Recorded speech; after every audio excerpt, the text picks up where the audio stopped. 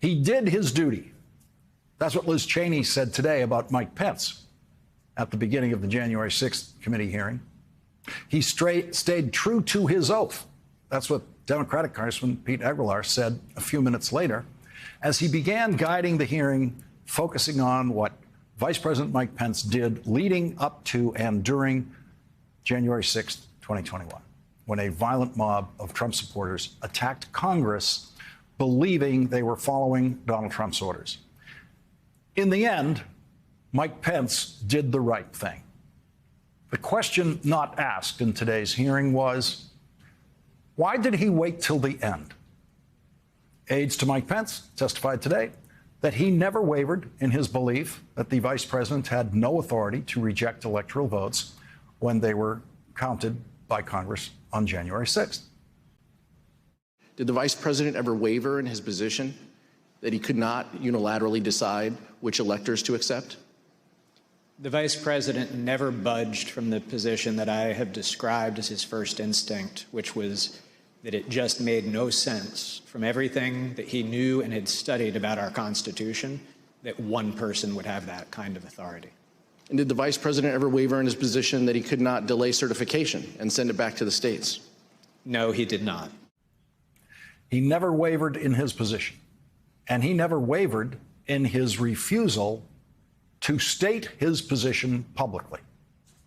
Counsel to the vice president, Greg Jacob, testified that he first discussed the procedure for January 6th with Vice President Pence on December 7th.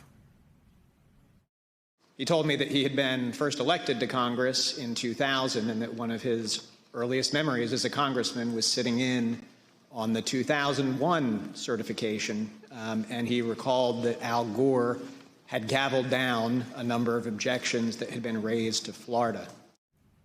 Mike Pence has known since he saw Al Gore do it that the vice president has only a ministerial function on January 6th and has no power to change the electoral vote count. He knew it for 20 years, and he still said nothing. Nothing. On December 19th, Donald Trump summoned his troops to Washington for a rally on January 6th. That would have been a very good day for Vice President of the United States to announce that nothing can change the Electoral College count on January 6th. Could have made that announcement on the day Donald Trump made the announcement that there would be a rally on January 6th. But Mike Pence decided not to tell Donald Trump and Trump voters the truth, because Mike Pence was still clinging to the dream that someday those Trump voters would be voting for Mike Pence for president. And so he didn't want to be the bearer of bad news to his future voters. And so the man who never wavered privately could not have been more supportive publicly of every Trump lie, every one of them, until 1 p.m. on January 6th. While Donald Trump was delivering his speech, telling his violent, fanatical mob to go to the Capitol and fight like hell, only during that speech did Mike Pence issue a written public statement saying, "It is my considered judgment that my oath to support and defend the Constitution constrains me from claiming unilateral authority to determine which electoral votes should be counted and which should not." Mike Pence could have said exactly that a month earlier, but he decided to stay silent. He could have said it a day earlier, but Mike Pence chose silence. Mike Pence stayed silent about what he was going to do on January 6th until the Capitol was already under attack, and that's when he did the right thing.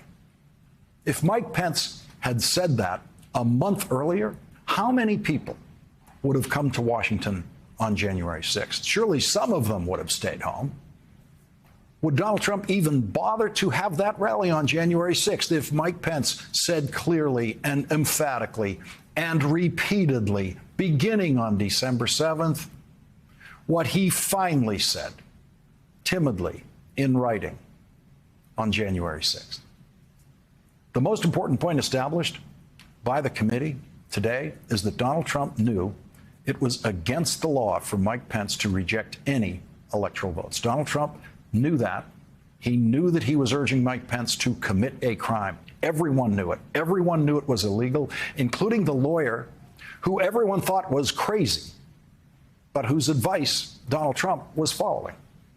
Attorney John Eastman was the originator of the theory that Mike Pence could reject electoral votes on January 6th. And here's how illegal, how criminal he knew his idea was. After January 6th, John Eastman asked Rudy Giuliani to put his name on the pardon list. It was Attorney John Eastman's considered legal opinion that he needed a pardon for the crime he was urging the president to do, because John Eastman knew he was urging the president to urge Mike Pence to commit a crime. John Eastman also urged Mike Pence's staff to agree that Mike Pence should commit that crime. And in John Eastman's testimony to the January 6th committee, he did nothing but hide behind the Fifth Amendment. I assert my Fifth Amendment right against being compelled to be a witness against myself. Did the Trump legal team ask you to prepare a memorandum regarding the vice president's role in the counting of electoral votes at the joint session of Congress on January 6, 2021? Yeah. Dr. Eastman, did you advise the President of the United States that the vice president could reject electors from 7 states and declare that the president had been reelected? Yeah. Dr. Eastman, the first sentence of the memo starts off by saying 7 states have transmitted dual slates of electors to the President of the Senate. Is that statement in this memo true? Fifth.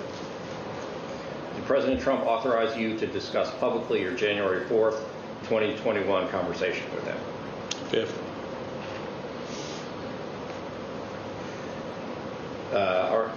So is it your position that you can discuss in the media direct conversations you had with the President of the United States, but you will not discuss those same conversations with this committee? Fifth. John Eastman refused to answer the committee's questions because he believed his answers could incriminate him in crimes he committed with the President of the United States, the president who refused to give him a pardon for those potential crimes. We don't know every question John Eastman was asked in his deposition with the committee, but if he was asked about his communication with Clarence Thomas's wife, then he probably took the Fifth Amendment for that question, too.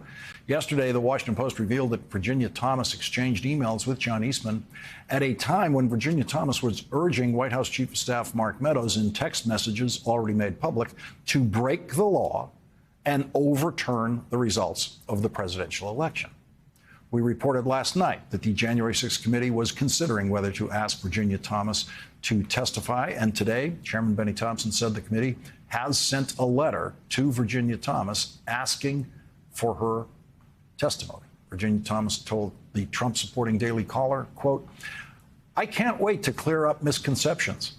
I look forward to talking to them."